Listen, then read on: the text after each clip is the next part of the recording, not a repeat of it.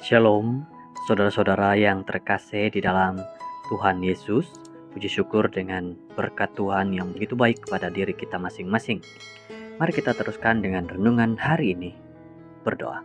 Tuhan, kami berdoa, berkatilah kami agar kami mengerti nasihat firman Tuhan hari ini. Terima kasih, kami serahkan hidup kami, diri kami kepadamu.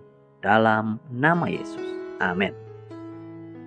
Judul firman Tuhan hari ini adalah Anugerah Kesembuhan dari Tuhan. Yohanes 5 ayat 9 berkata, "Dan pada saat itu juga sembuhlah orang itu, lalu ia mengangkat tilamnya dan berjalan." Alkitab menyebutkan bahwa berhampiran pintu gerbang domba ada sebuah kolam yang dalam bahasa Ibraninya disebut Bethesda, artinya rumah anugerah.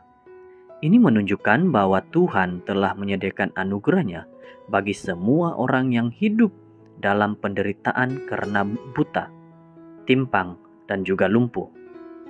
Orang-orang yang sakit sangat memerlukan anugerah dari Tuhan. Lebih-lebih lagi bagi mereka yang sakit rohani, buta rohani, timpang rohani, dan juga lumpuh rohani. Inilah yang menjadi menghalang iman mereka sehingga tidak dapat bertumbuh. Pada waktu itu disebutkan bahwa orang yang sakit harus selalu bersedia menantikan waktu apabila gerakan pertolongan Tuhan terjadi. Sebab barang siapa yang terdahulu masuk ke dalam sesudah goncangan air itu menjadi sembuh, apapun juga penyakitnya. Yohanes 5 ayat 4. Goncangan air itu sama halnya dengan gerakan kuasa Roh Kudus yang siap menolong anak-anak Tuhan yang memerlukan pertolongan. Tetapi kita juga harus selalu dalam keadaan bersedia menantikan kehadirannya. Karena apabila kehadirat Tuhan turun, kita juga harus segera bertindak, yaitu membuka hati kita dengan iman untuk menerima anugerahnya. Firman Tuhan merupakan suatu gerakan atau goncangan kuasa Tuhan yang sanggup memberikan pertolongan bagi setiap orang yang sakit, fisikal atau spiritual. Tetapi banyak di antara kita tidak dapat bergerak untuk masuk ke dalam kolam. Makanya tidak dapat bertindak dan berusaha dengan iman untuk menerima anugerah Tuhan yang sudah disediakannya.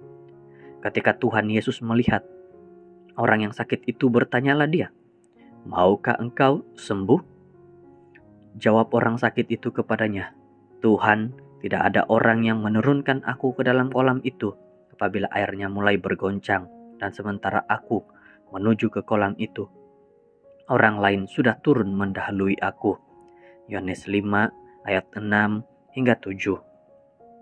Jawabannya seolah-olah dia sedang menyalahkan orang lain dan berharap orang lain dapat menolongnya. Jangan ragu dan pesimis. Anugerah Tuhan selalu tersedia bagi kita yang mau datang kepadanya.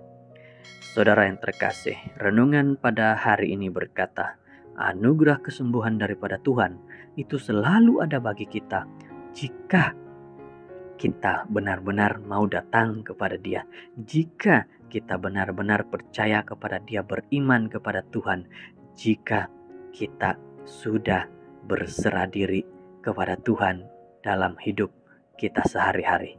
Terima kasih Tuhan, terima kasih karena Engkau sudah memberikan kami renungan yang baik pada hari ini.